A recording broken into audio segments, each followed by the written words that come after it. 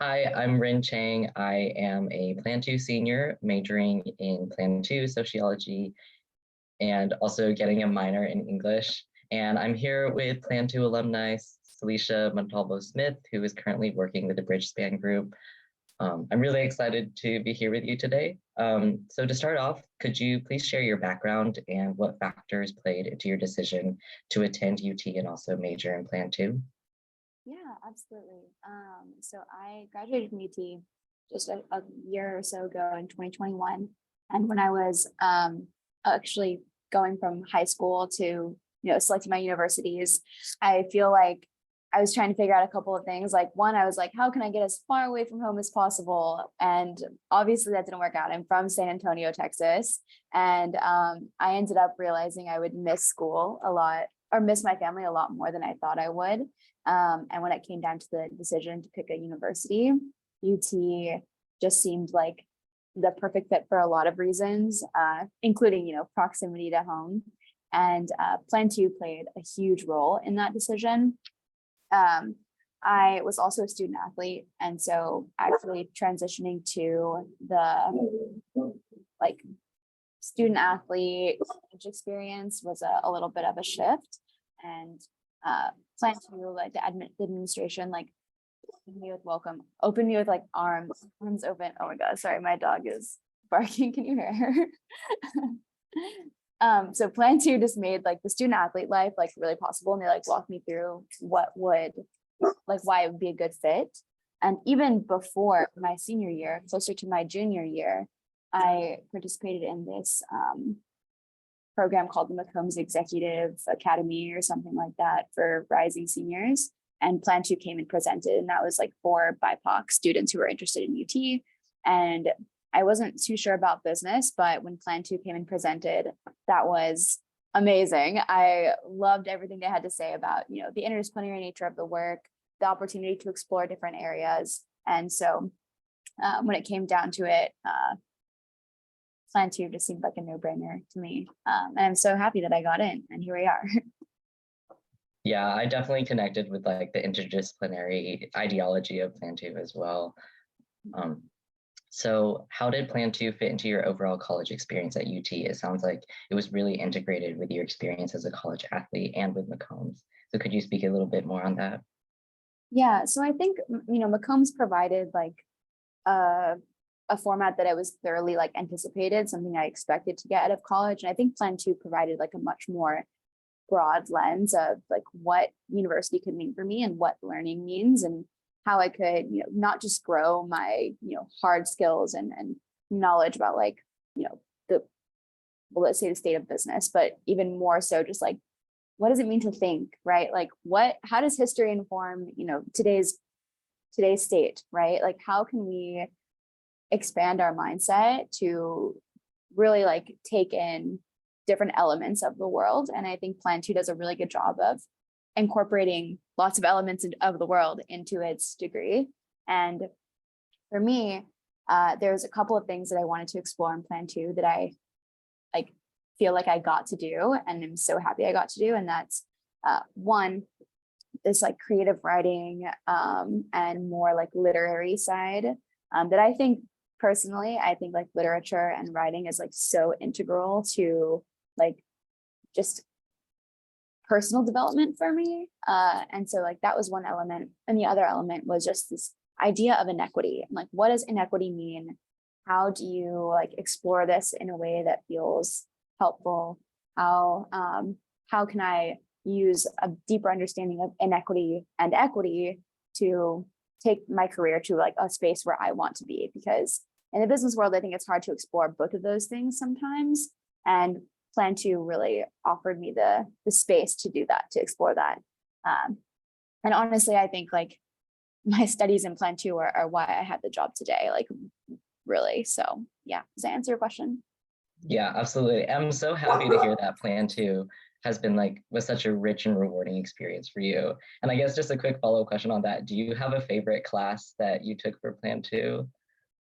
Oh my gosh, it's okay. This is actually unrelated to, I think, both the things I talked about. I have two favorite classes.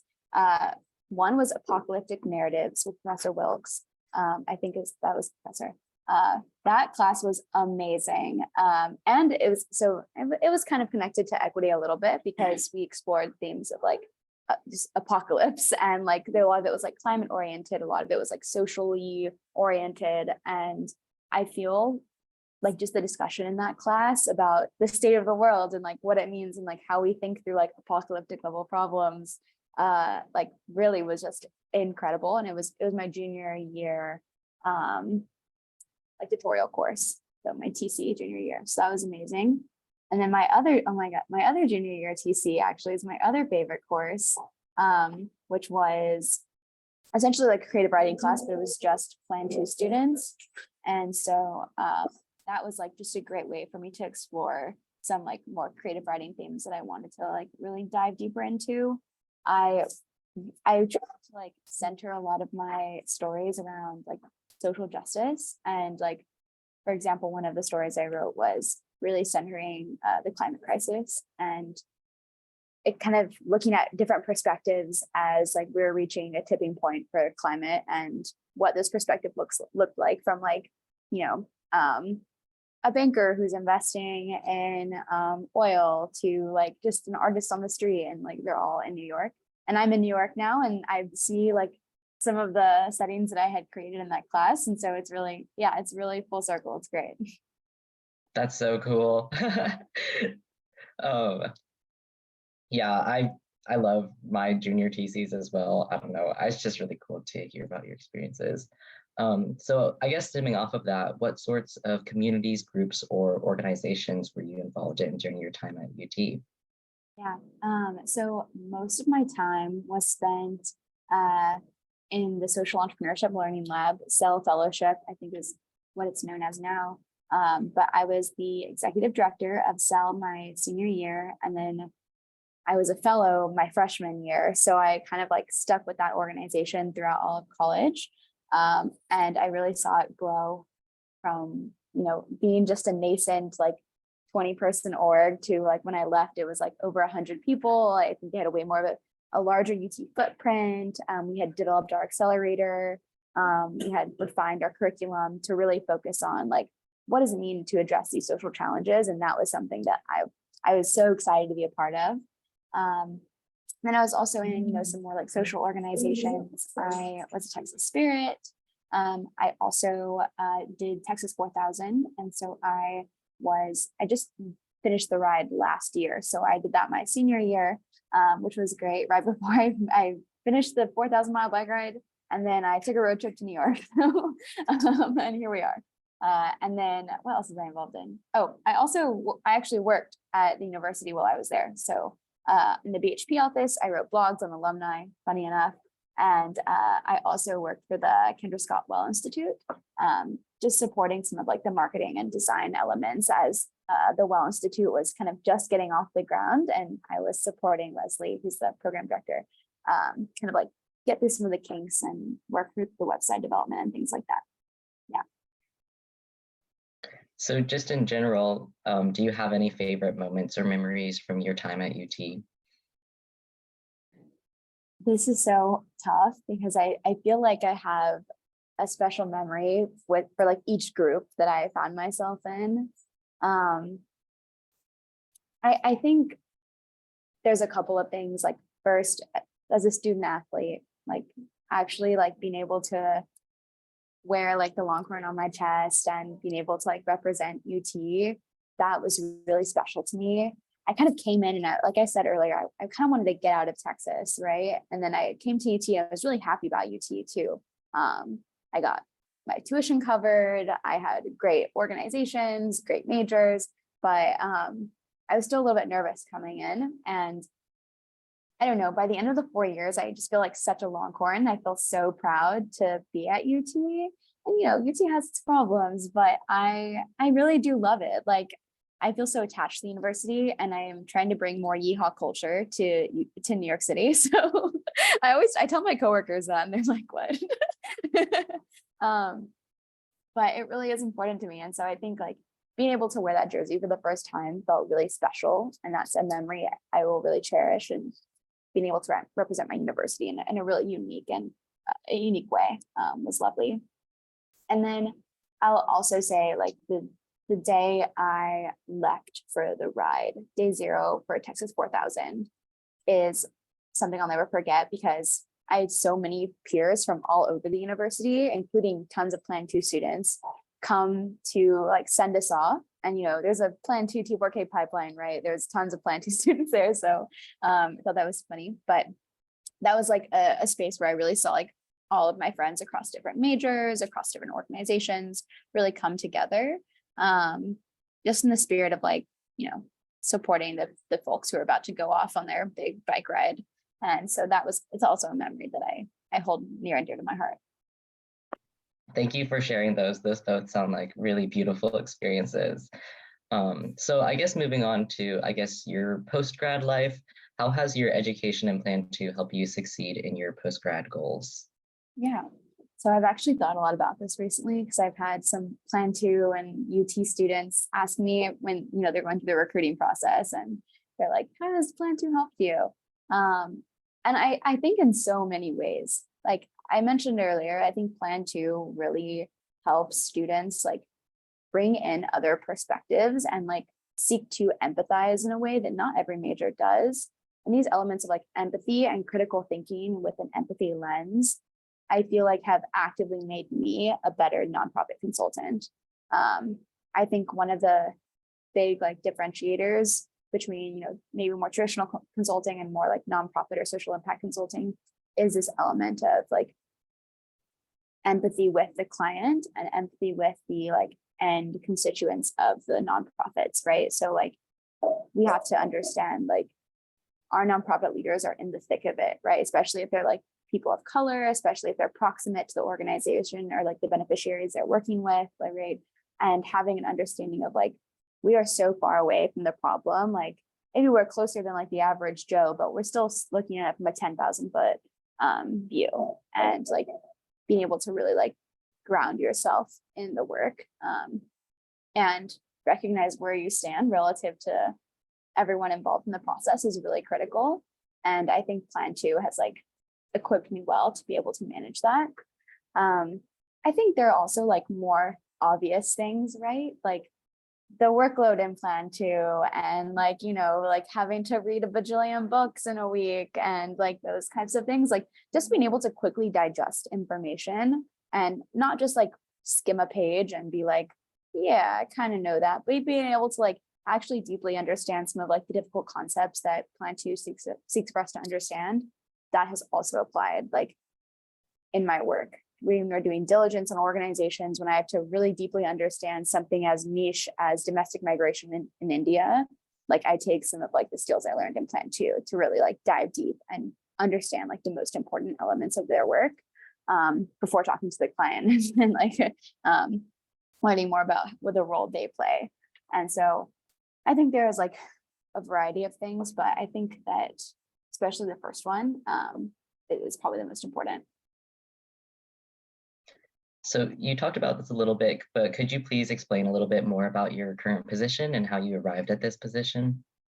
Yeah, so I'm an associate consultant at the Bridgespan Group.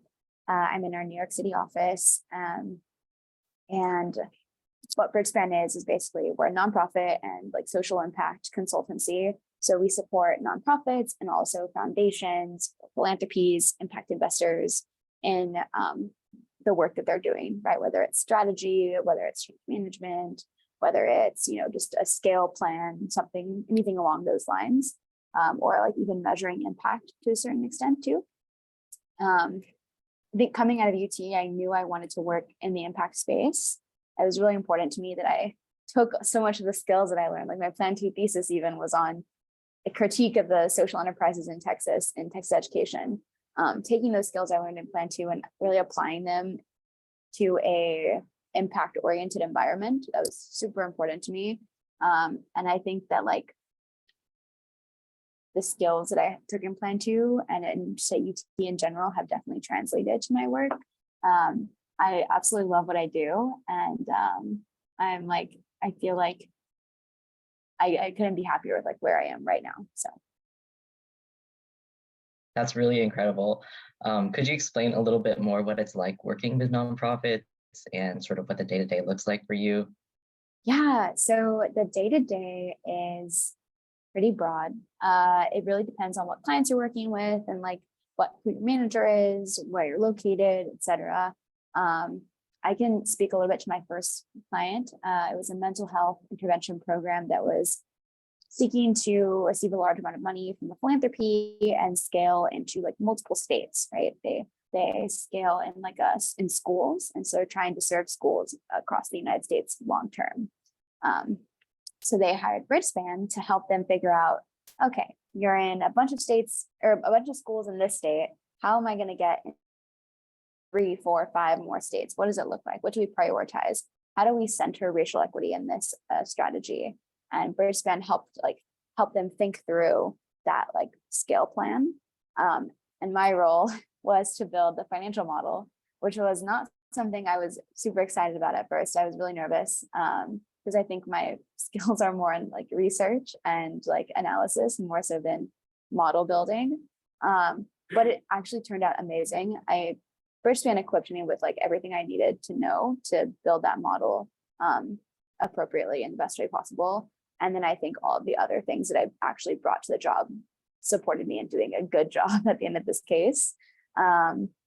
So I ended up putting together a 3-year model for them about like, how do their costs scale in different ways? Like, how are they going to get revenue to match this cost and be able to like, pay themselves? Because nonprofit leaders make money too, as they should. So some people are like, oh, they're not volunteers. No, they're not. So yeah, I helped build that financial model. And then they actually ended up getting a pretty large sum of money, and they're capitalizing on that plan right now. So I'm really, really proud of them. They were absolutely amazing client, one of my favorite clients to date.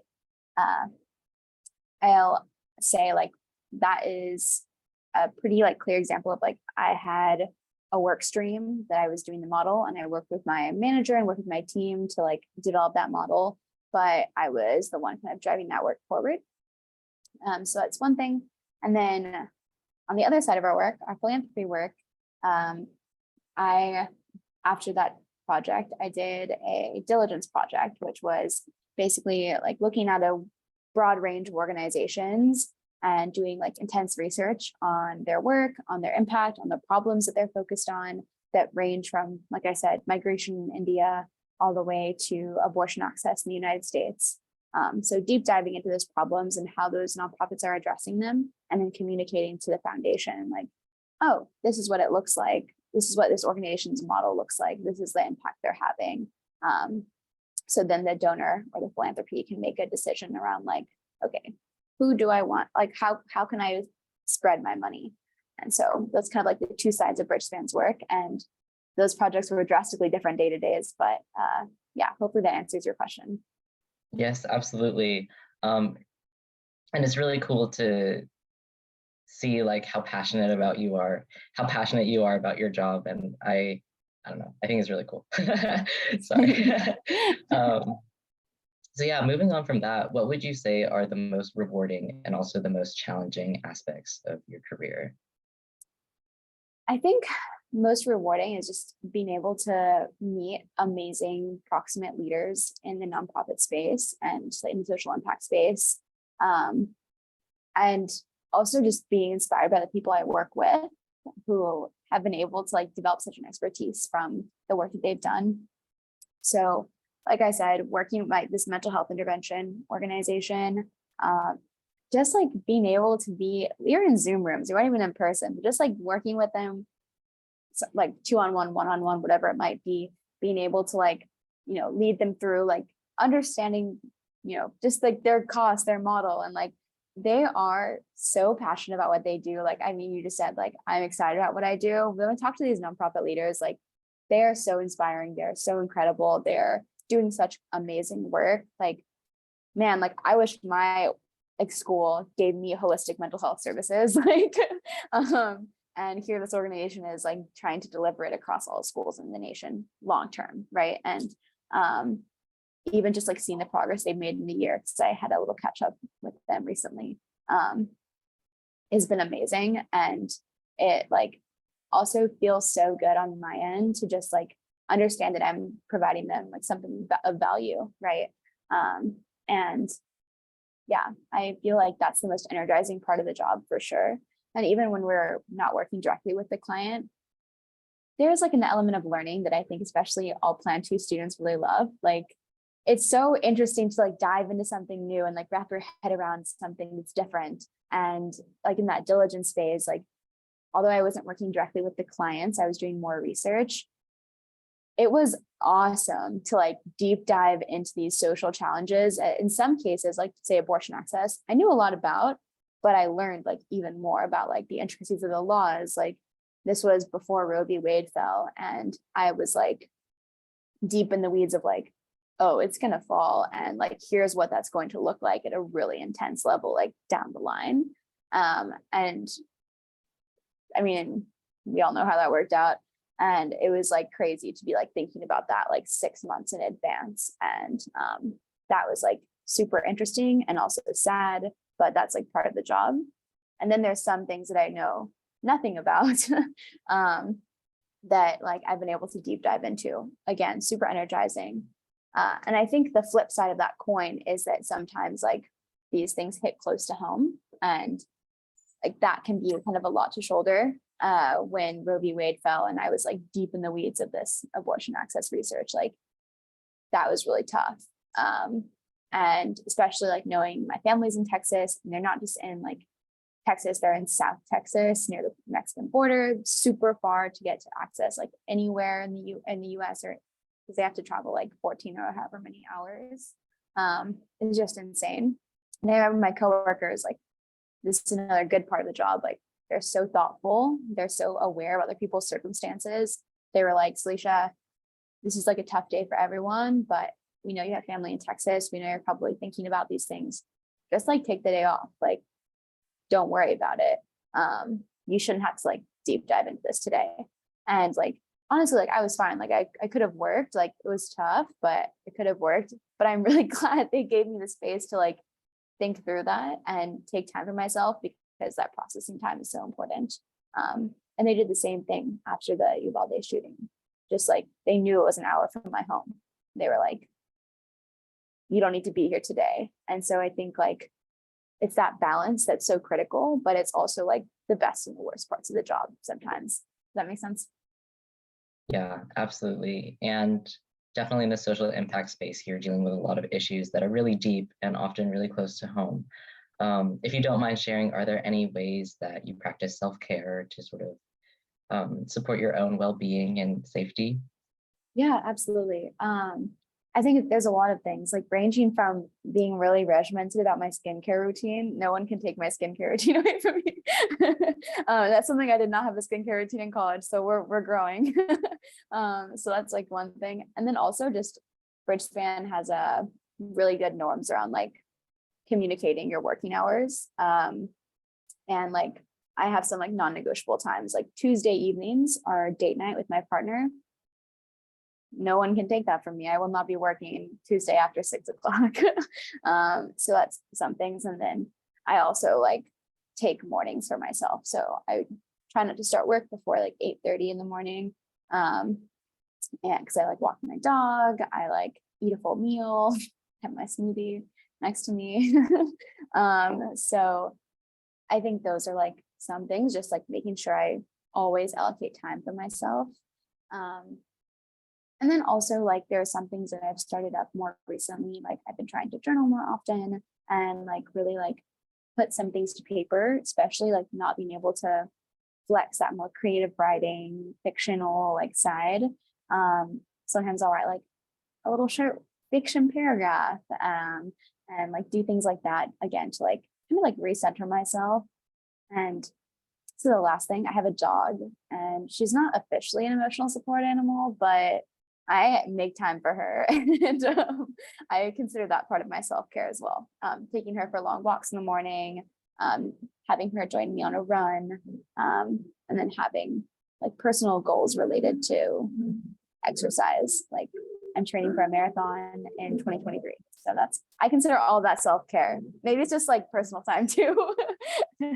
But yeah. That was really insightful. Thank you for sharing. And I guess for our final closing questions, when you were an undergrad at UT, did you imagine yourself in a position like the job you have now? Honestly, no. This is a good question. One of the reasons why I was excited about equity when I entered UT is because when I came into UT, I had like huge imposter syndrome. I didn't feel like anyone in my honors programs were from San Antonio. I didn't feel like there were a lot of people who were Mexican or Hispanic, especially like not proportionally given like the fact that we're in Texas. I felt that there weren't a lot of people whose family made like less than 50K, and like all of these things kind of contributed to me feeling like, how did I end up here? Like, did I only get let into these honors programs because I was an athlete? Or like, what happened? And I like really struggled. I also like completely thought that like business was like only like, I thought business was only being accounted at Target. Like, does Target even have accountants? I don't know. They like hire an accounting firm, right? Like I had no idea. I was like, oh yeah, like manager at HEB is the pinnacle of business. I really like had no idea. And I feel like so many of my peers immediately upon entering college, like had a really strong idea of what that is. And so I think I had like a really big learning curve, especially relative to like the average Plan 2 BHP student. And then couple that with the fact that I was a student athlete and I couldn't dedicate as much time to my studies. Like I really, really struggled. And especially my like freshman and sophomore year, like I said, I didn't have a skincare routine. I was not taking care of myself. And that was really tough. And I never would have thought that like 4 years later, 3 years later, I would in like a cool city with like a partner who I love. It's like sounds kind of crazy. And I think like after my like leaning into like end of sophomore year, junior year, like I was kind of developing more confidence. I actually met my partner and he like introduced me to consulting. And like I kind of like had a friend group that was like empowering me to explore other opportunities. And then I think my junior year is when I really started leaning into self-fellowship too, and developing that like social impact community. And I think that like is what really gave me the confidence to like put my foot forward and like apply to the organizations that I was like really excited about. And it was through Cell that I actually met my mentor, who was a Bridgespan alum, who got me this job. He didn't get me this job, but he told me to apply. And I think like, yeah, I was like a domino effect. Like once I found like the community that was right for me, and not only just like found it, but like fully jumped into that community and like invested in that community, and like that community that invested in me, right? Like, and here we are. So did not think I would have been here, but it worked out. So Thank you so much for the insight, and thank you for sharing. I definitely had a similar experience where my time at UT definitely was a struggle in the beginning and sort of getting your footing. So it's really powerful to hear how you were able to turn that around and turn it into a positive experience that really benefited you. yeah, of course. All right, so that concludes our interview. Thank you so much for speaking with me and sharing all of your insights. I really enjoyed getting to speak with you, and all of your experiences are so rich and I don't know, just really cool. Yeah, absolutely. Thank you so much for having me, Rin. It was so nice to meet you. All right, so